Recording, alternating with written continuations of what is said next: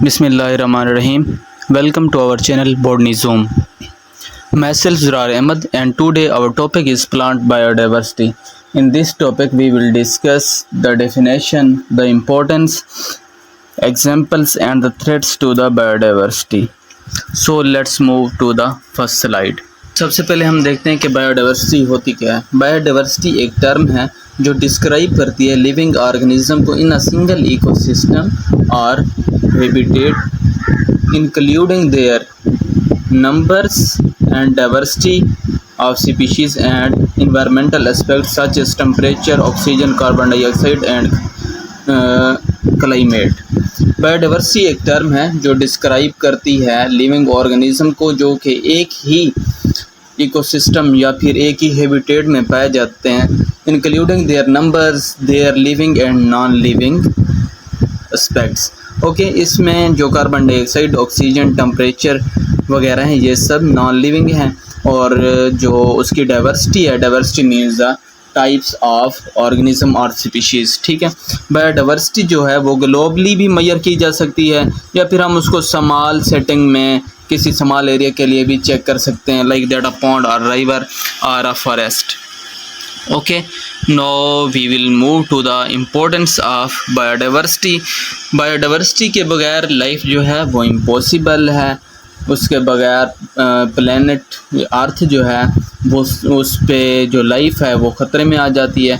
ठीक है, इसको हम ऐसे कह सकते हैं कि अगर बायोडाइवर्सिटी ना हो तो कोई भी स्पीशीज़ जो है वो सरवाइव नहीं कर सकती, क्योंकि जो भी स्पीशीज़ है चाहे वो छोटी हो या बड़ी हो वो अपना एक स्पेसिफिक रोल जो है वो प्ले कर रही होती है। Like that viruses, bacteria and mosquitoes को हम देख लें तो वो ह्यूमन बीइंग को नुकसान पहुंचाते हैं और उनको इरेडिकेट करने के लिए स्टेप्स भी उठाए जाते हैं, लेकिन हम उनको ख़त्म तो नहीं कर सकते क्योंकि उनकी जो डाइवर्सिटी है वो बहुत बड़ी है और वो सर्वाइव कर सकते हैं। एक जो हेल्थी इकोसिस्टम होता है या रिच लेवल ऑफ बायोडाइवर्सिटी होता है वो बहुत जल्दी खुद को रिकवर कर सकता है और वो लॉन्ग टाइम के लिए होता है। While there the less inhabitable an ecosystem the less life its support. जो एक रिच बायोडाइवर्सिटी है वो खुद को बहुत जल्द रिकवर कर लेती है। फॉर एग्ज़ाम्पल आप एक फॉरेस्ट की एग्जांपल ले लें, अगर उसमें आग लग जाती है तो उसमें बहुत सारी ऐसी स्पीशीज़ होंगी प्लांट्स की जो अपने सर्वाइवल के लिए उनके पास अडाप्टेशन होती हैं कि वो अपने जो सीड्स होते हैं या तो वो ज़मीन के अंदर रह जाते हैं कुछ, या फिर वो विंड के ज़रिए ब्लो कर सकते हैं, या फिर उनके पास ऐसी अडाप्टेशन होती हैं कि वो विथस्टैंड कर सकते हैं अपने आप को हाई टेम्परेचर में भी, मीन्स दैट सेफ रख सकते हैं, खुद को इस काबिल रख सकते हैं कि वो नेक्स्ट जो कमिंग सीज़न है उसमें वो दोबारा ग्रो कर सकें।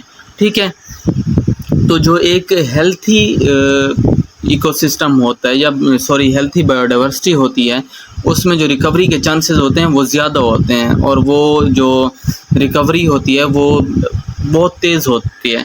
ठीक हो गया। Biodiversity also play an important role in the stability of ecosystem and global climate। अब देखें, प्लांट की वजह से ही हमारी जो अर्थ है उस पे एक अच्छा इन्वायरमेंट मौजूद है, लाइफ हमारी एग्जिस्ट कर रही है, तो वो सिर्फ़ और सिर्फ प्लांट्स की वजह से है। प्लांट्स जो हैं वो रिस्पॉन्सिबल होते हैं conversion of carbon dioxide into oxygen. ठीक हो गया, कार्बन डाइऑक्साइड को ऑक्सीजन में वो कन्वर्ट करते हैं। अगर प्लांट्स ना हों तो फिर क्या होगा, कार्बन डाइऑक्साइड जो है उसका लेवल फ़िज़ा में बढ़ जाएगा, पार्शली और फुली बढ़ जाता है और उसकी वजह से फिर क्या होता है, ग्लोबल वार्मिंग होती है। Deforestation also lead to the soil erosion. देखें, अगर हमारे पास ट्रीज़ होंगे तो हमारी जो ज़मीन है उसकी मजबूती भी बढ़ जाती है। अगर हम डिफॉरेस्टेशन कर लें, हम अपने जंगलात को ख़त्म कर दें, उसका एक नुकसान ये होगा कि जो हमारी सॉइल है उसमें एरोजन ज़्यादा होगी। सेकंड जो है उसमें ग्लोबल वार्मिंग के चांसेस बढ़ जाते हैं, डिज़र्टिफिकेशन के चांसेस बढ़ जाते हैं और सॉइल ज़रखेज़ नहीं रहती। ठीक है, फ्लड वगैरह के चांसेस बढ़ जाते हैं, और अगर फ्लड आता है तो वो हमारी ज़रख़ेज़ ज़मीन को, हमारी ज़मीन की जो ऊपर वाली तह है जो ज़रख़ेज़ होती है उसको बहा के ले जा सकता है। इसके अलावा इसका जो डोमिनो इफ़ेक्ट है वो क्या होता है कि जो फूड है वो हर्बीवोर्स मीन्स दैट जो प्राइमरी कंज्यूमर हैं उनको फूड नहीं मिल सकती, तो and consequent reduction in the population due to the competition. फिर जब फूड नहीं होगी तो फिर वही बात, सर्वाइवर फॉर द फिटेस्ट होगा। कुछ स्पीशीज़ बच जाएंगी, कुछ मर जाएंगी, जो अपने आप को अडॉप्ट कर लेंगी अकॉर्डिंग टू द इन्वायरमेंट, वो सर्वाइव कर जाएंगी, और जो फ्लो कर सकते हैं विद द विंड, और फिर उनके पास ऐसी अडाप्टेशंस होती हैं कि वो बहुत ज़्यादा हाई टेम्परेचर में भी ख़ुद को सेव कर सकते हैं, सर्वाइव कर सकते हैं, ताकि वो नेक्स्ट जो कमिंग सीज़न है उसमें ग्रो कर सकें। देखें जो डिपेंडेंस है ना, मीन्स दैट जैसा कि हर्बीवोर्स, कार्निवोर और ओमनीवोर्स की, जैसे ही अब देखें सर्वाइवर फॉर द फिटेस्ट होगा due to the reduction in food. Herbivores जब सर्वाइव नहीं कर सकेंगे तो उनकी वजह से ओमनीवोर्स में भी कमी आ जाएगी, और उनकी वजह से कार्निवोर्स में भी कमी आ जाएगी, जिसकी वजह से पूरा फूड चेन जो है, जो हम पहले पिछली क्लासेस में पढ़ चुके हैं, वो पूरा का पूरा डिस्टर्ब हो सकता है। इसीलिए कहा जाता है कि अगर बायोडाइवर्सिटी नहीं होगी तो लाइफ है या जो प्लेनेट है वो ख़तरे में है। ठीक हो गया। जैसा कि हम पहले कह चुके हैं कि जो भी स्पीशीज़ है, चाहे वो छोटी हो या बड़ी हो, उसका रोल होता है इन बायोडाइवर्सिटी। ऐसे ही as every organism has a role to play in the ecosystem. The act of deforestation without replacing the lost mature trees can be catastrophic both locally and globally. वही बात दोबारा repeat की गई है कि अगर डिफोरेस्टेशन हो रही है और हम उसकी जगह पे अगर डिफोरेस्टेशन हो गई है, आग लग गई, या कोई और इन्वायरमेंटल फैक्टर हैं जिसकी वजह से प्लांट्स ख़त्म हो रहे हैं, तो अगर हम उनकी जगह पे दोबारा प्लांट ग्रो नहीं करते तो फिर जो है वो कैटास्ट्रोफिक है locally and globally both, means that उस लोकल एरिया के लिए भी और ग्लोबली भी। ठीक है। बायोडाइवर्सिटी की हम एग्जांपल की बात करें तो इसकी 3 एग्जांपल्स हैं। सबसे पहले हम देख लेते हैं genetic diversity. Okay, genetic biodiversity जो है या जेनेटिक डाइवर्सिटी जो है वो रेफ़र करती है, मीन्स हमारे पास एक ही स्पीशीज़ होगी लेकिन उसमें जो टाइप्स होंगी वो डिफरेंट होंगी। वो क्यों होता है? वो due to the change of genetic makeup की वजह से होता है। ठीक है, ये कंसर्न करता है डीएनए या फिर आरएनए की सीक्वेंस में। ठीक है, अगर उनकी सीक्वेंस में कोई चेंजेस आ जाते हैं डीएनए स्ट्रैंड या आरएनए की स्ट्रैंड्स में, तो उसकी वजह से भी ऐसा हो सकता है। ह्यूमन में अगर आप इसकी एग्जांपल देखें तो वो आपको ह्यूमन्स में डिफरेंट आई कलर्स मिलता है। ठीक है, और डिफरेंट हेयर कलर मिलता है। इसी तरह कुछ डिजीज़ होती हैं जो ट्रांसफ़र करती हैं, हार्मोनल डिजीज़ होती हैं। ठीक हो गया। इस जेनेटिक डाइवर्सिटी की वजह से किसी भी स्पीशीज़ में डिफरेंट तरह के इंडिविजुअल्स तो पैदा होते हैं, उनके साइज़, उनकी शेप्स और उनकी जो डाइट है उसमें भी काफ़ी सारे चेंजेस आ सकते हैं। आपको यहाँ पे एक मैंने मेज़ की पिक शो करवाई है, ये देख सकते हैं, ये ब्लैक कलर है, ये डार्क रेड कलर है, इसी तरह ये येलो हो गया और ये ऑरेंज कलर हो गया, ये वाइट हो गया। इनका डाइट, इनकी लेंथ और इनका जो साइज़ है उस सब में डिफरेंट है। क्यों? Because of the genetic diversity, क्योंकि इनके जीन में, जेनेटिक मेकअप में चेंज आ गया, या फिर डीएनए या फिर आरएनए की जो सीक्वेंस है उसमें चेंजेस आ गए हैं।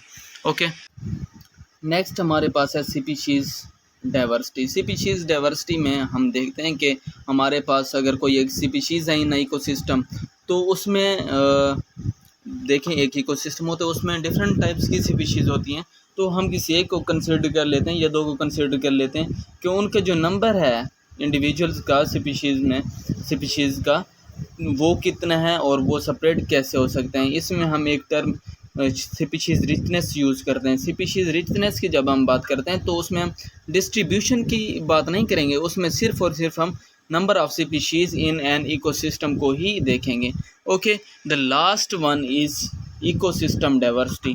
हमारे पास 3 इकोसिस्टम होते हैं, मैराइन हो गया, टेरेस्ट्रियल हो गया, एक्वेटिक हो गया। अब मैराइन में आप फ्रेश वाटर ले लें, ठीक है, और सॉरी मराइन में आप सी दे ले लें, ओशंस ले लें, ये हो गया। टेरेस्ट्रियल में आप बायोडाइवर्सिटी देख सकते हैं, सहराओं की डाइवर्सिटी, या फिर जो हमारे पास खुश्की का कोई भी एरिया है उसमें जो डाइवर्सिटी पाई जाती है। ओके, इक्वेटिक हो गया, इसमें आप पॉन्ड्स को ले लें, राइवर्स को ले लें, ठीक है, तो उनमें आपको डिफरेंट टाइप्स की स्पीशीज़ मिलेंगी। एक इकोसिस्टम होता है पूरा, ठीक है, उसमें आप देख सकते हैं एक्वेटिक इकोसिस्टम में आपको फिशेस मिलेंगी, आपको स्नैक्स मिलेंगे, आपको बहुत सारी चीज़ें मिलेंगी, आपको अलजी, आपको प्लांट्स, सब एक मिलेगा इकोसिस्टम। उसमें आप किसी भी स्पीशीज़ को देख सकते हैं, उसके डिस्ट्रीब्यूशन को, उसके नंबर्स को। ठीक हो गया। जो हमारे पास लास्ट इस लेक्चर का सेगमेंट है वो है थ्रेट्स टू द बायोडाइवर्सिटी, कि बायोडाइवर्सिटी को ख़तरात कौन से लाहक हैं। उसमें सबसे पहले आ गया ह्यूमन रेस, मीन्स दैट जो इंसान है वो तरक्की पसंद है, वो आगे बढ़ना चाहता है। वो इसको आप ऐसा भी कह सकते हैं कि जो फैक्ट्रीज़ लग रही हैं या फिर अर्बनाइजेशन हो गया, इसमें वो भी इसी में आ जाता है। अर्बनाइजेशन मीन्स दैट सिटीज़ बढ़ रही हैं, तो उसकी वजह से प्लांट्स को काटा जाता है, बहुत सारी जो हमारे पास स्पीशीज़ हैं वो ख़त्म हो जाती हैं। पोल्यूशन होता है, उसकी वजह से भी ये होता है, मछलियाँ वगैरह मर जाती हैं। और आगे आप देख लें क्लाइमेट चेंजेस, ठीक है, ये तो नेचुरली हो गया। अगर क्लाइमेट चेंजेस आता है, कुछ स्पीशीज़ उसके अकॉर्डिंग ख़ुद को एडजस्ट कर लेती हैं और कुछ नहीं कर पाती, तो वो फिर ख़त्म हो जाती हैं। और last one urbanization, I have already discuss that urbanization is the extension of cities. उसकी वजह से ट्रीज़ कट ऑफ हो जाते हैं और पॉपुलेशन जैसे बढ़ती है तो आलूदगी बढ़ती है, उसकी वजह से ये सब होता है। ओके,